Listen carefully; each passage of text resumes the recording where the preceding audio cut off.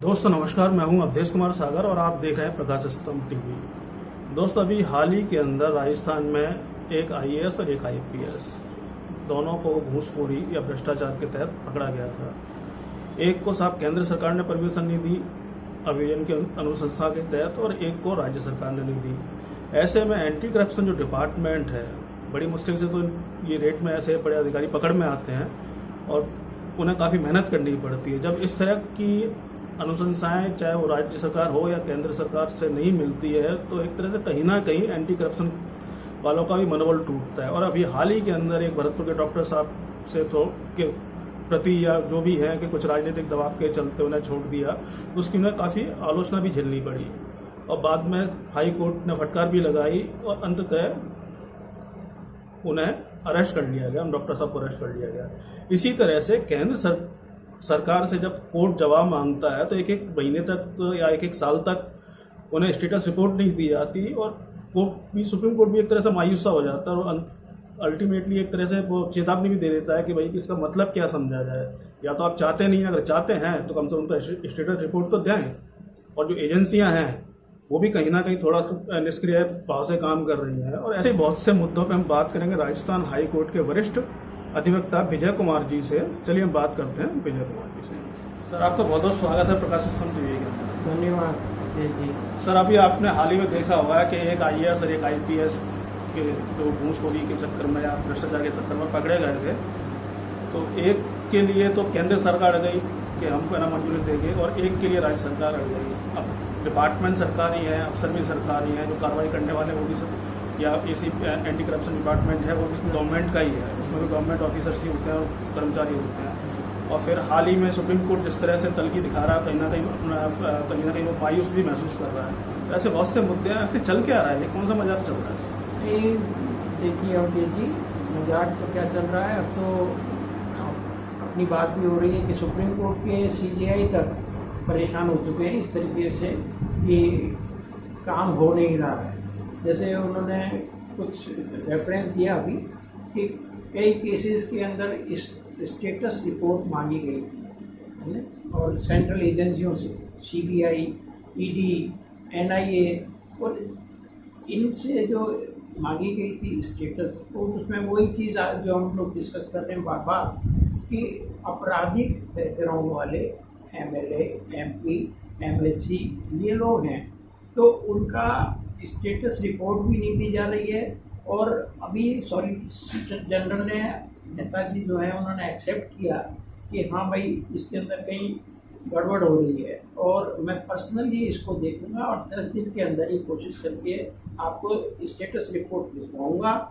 तब supreme court ने 25 अगस्त को, देखिए 2-3 दिन बाद रिपोर्ट वापस से डेट दी है, उस दिन क्या होता है। नहीं तो एक अजीब तरह का मजाक हो रहा है। वो खुद ही कह रहे हैं सुप्रीम कोर्ट के जज लोग कि भाई इसका हम क्या मतलब समझे, एक एक साल से आप स्टेटस रिपोर्ट तक नहीं दे रहे इन क्रिमिनल के खिलाफ जिनके ऊपर मर्डर, अटेम्प्ट टू मर्डर और ये ईडी के हैं केसेस, लेडीज़ के अगेंस्ट में काम करते हैं, वो है, रेप है, इस तरह से क्रिमिनल ऑफेंसेस के स्टेटस रिपोर्ट नहीं दिए जा रहे हैं। क्या शो करता है?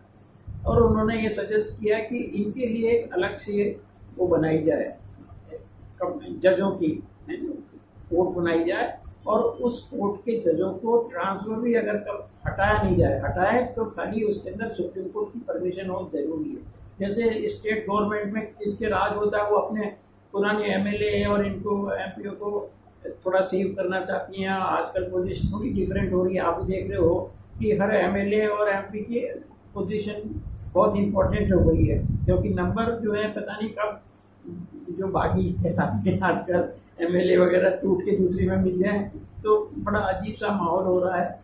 तो देखते हैं क्या हो रहा है। तो 25 तारीख को हारा है, कोई आगे बढ़ता है, पर जब सुप्रीम कोर्ट का सीबीआई जैसे आदमी इस तरह से निराश हो रहे हैं तो मेरे समझ में नहीं आ रहा और हम जनरल पब्लिक के भी समझ में नहीं आ रहा कि हमारे देश का क्या होगा और हमारे न्यायालय का क्या होगा। सर एक चीज़ और पूछ रहा था, जैसे एंटी करप्शन वाले अपनी कार्रवाई करते हैं, बड़े बड़े अफसरों को रंगे हाथों पकड़ते भी हैं, और फिर अभियोजन की स्वीकृति कहीं राज्य सरकार की तरफ से नहीं होती तो कहीं केंद्र सरकार की तरफ से नहीं होती, तो वो क्या एक तरह से उनका भी मनोबल कहीं ना कहीं टूटता ही है। होता ही है, बिल्कुल खत्म हो जाता है। मैं कहता हूँ बल्कि ये एंटी जयपुर की बात करें अपन राजस्थान की, उनको कई तो हम लोग तो देखते रहते हैं ना, अपन कई बार डिस्कस कर चुके हैं कि इंजीनियर लोगों को अरेस्ट भी किया गया और ये कहा गया कि भाई ठीक है अभी चेक कर रहे हैं, टाइम लग रहा है, इनको एक बार ज्वाइन करा लिया जाए सस्पेंड करने के बाद। पर मेरा एक दूसरा सोच और है इसके अंदर कि सारे इंजीनियरों की गलती नहीं होती है इसके अंदर। जैसे अपन बार बार डिस्कस करते हैं जेडीए का और पीडब्ल्यूडी का, इसके अंदर सरकार की तरफ से डिविजनल अकाउंटेंट और होते हैं, उनकी भी कोई जिम्मेदारी होती है। अभी कुछ दिन पहले हमारे यहाँ के जो एक पीडब्ल्यूडी के प्रिंसिपल सेक्रेटरी साहब थे, उन्होंने कहा अगर अनरीजनेबल रेट आए तो आप उसको कैंसिल करो और जो उसका जो काम नहीं करता उसको भी डिबार करिए, इस तरह से कुछ आदेश दिए थे। पर मेरा सोच ये है कि क्या दिखाई नहीं देता, मुझे ऑर्डर देते हैं उस वक्त एक 10 लाख का काम उस ठेकेदार को दे दिया जाता है कि 2-2.5 लाख में तो ख़त्म कर देते। तो रीजनेबल रेट तो नहीं है वो, पर इसके अंदर इंजीनियर से ज़्यादा गलती कहिए या क्या बोले उसको शब्द मैं बोलना नहीं चाहता हूँ। डिविजनल अकाउंटेंट की ड्यूटी, उनकी ड्यूटी क्या है, अलग से 10-15 ड्यूटी उनको दी गई है, उसमें ये भी है कि वो चेक करें कि रेट रीजनेबल है या नहीं, क्या उनको दिखाई नहीं देता। वो खाली अपने अफसरों को मिसगाइड करते हैं और ये कहते हैं कि साहब ये रेट अनरीजनेबल है और अकाउंट्स के हिसाब से जो लोएस्ट है आप उसको दे दीजिए आदेश। अनरीजनेबल तो है पर जो हमारा जो अकाउंट्स हैं उसके हिसाब से जो सबसे सस्ता है वो माल खरीदिए। मैं कहता हूँ कम से कम इंजीनियरों को बार बार अपन ये कह रहे हैं कि देखिए सस्ती से सस्ती चीज़ खरीदते हो तो आपकी भी जिम्मेदारी है, क्रिमिनल ऑफेंस आप भी कर रहे हैं, कि देखें कि इतनी कम रेट में क्या चीज़ आ सकती है। क्या 10 लाख की चीज़ 2.5 लाख के अंदर कैसे भाई? अभी क्या किसी अफसर को दिखाई नहीं देता, सबको पता लगता है। पर ये डिविजनल अकाउंटेंट जो बैठे हुए हैं ना, वो भी अपनी खाली मैं समझता हूँ वैसे राशि इकट्ठा करते हैं, बाकी एक गाइड प्रॉपर नहीं करते अपने अफसरों को, इंजीनियरों को या एडमिनिस्ट्रेशन जो भी देखता है उसको देखें। डिविजनल अकाउंटेंट की ड्यूटी होती है कि अकाउंट्स के बारे में पूरी बात बताएं। ये नहीं है कि जब लोएस्ट आए खाली उसको ऑर्डर दे दिए, देखो तो सही कि भाई वो ऑर्डर उसकी रेट रीजनेबल नहीं है। सब बात करते हैं अनरीजनेबल रेट है, अनरीजनेबल क्या होती है इनको पता नहीं पड़ रहा, सबको पता है, पर चुप रहते हैं कि भाई अकाउंट वाला उसके अंदर ऑब्जेक्शन लगा देगा कि आप सस्ती चीज़ नहीं खरीद रहे हो, ये गलत होगा। देखिए ये है सब चीज़। बहुत बहुत धन्यवाद सर।